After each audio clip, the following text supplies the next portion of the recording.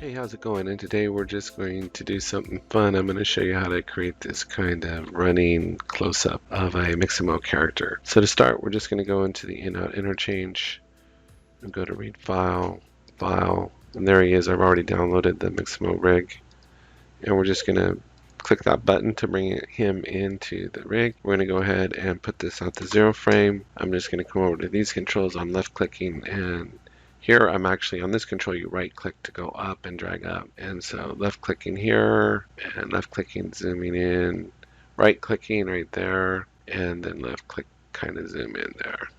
These are real handy controls once you get them down. And if I hit play, you can see him running there. But of course, it's a very short animation. So to length animation, all we got to do is go into the scene editor, the dope editor, go to channel. There's the animation right there. If I left click and hit shift, I can select this. I right click, go to selection. You have to keep the right mouse button down. Go to copy.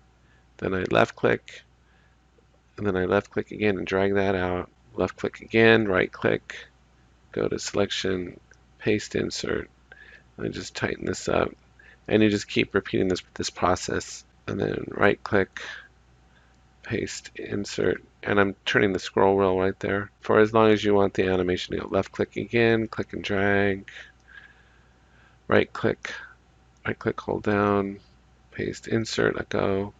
And let's just take it that far. That's to the 79th frame. So here, down there on the bottom, I can tighten it up to 79. And then we're done extending the animation. So there we go. And if we just want to dress up the character a little bit, all we got to do is go into the surface editor, hold control, hit standard, principled BSDF. For the joints, we can just make those black. And then for the body, we can add any number of textures on here, but I just use the checkerboard for simplicity and double click, and I'll just change the color there to red. And that takes care of our Mixamo character. Now the other thing I'll do is I'll match my camera perspective. I might want to make sure I'm on the first keyframe. I might want to just tighten up a little bit more. Okay, and then just hit play, and there is our animation. That easy. Couldn't be easier. Now the last thing I want to do before I render this out, a couple more things, is if I go into VPR, right now the character is being lit by the distant light and the environment light. So the environment light, if I click here on light and I go to properties, there's the distant light.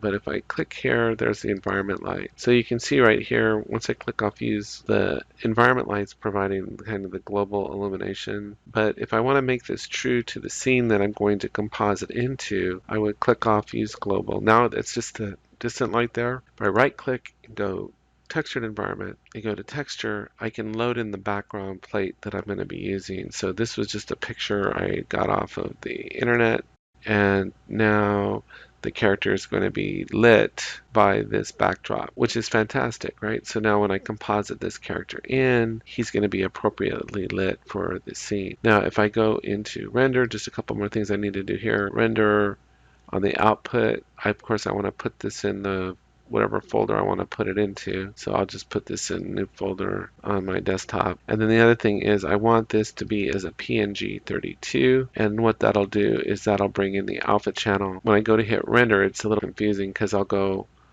render scene now. And I'll go yes, yes. It starts rendering the scene.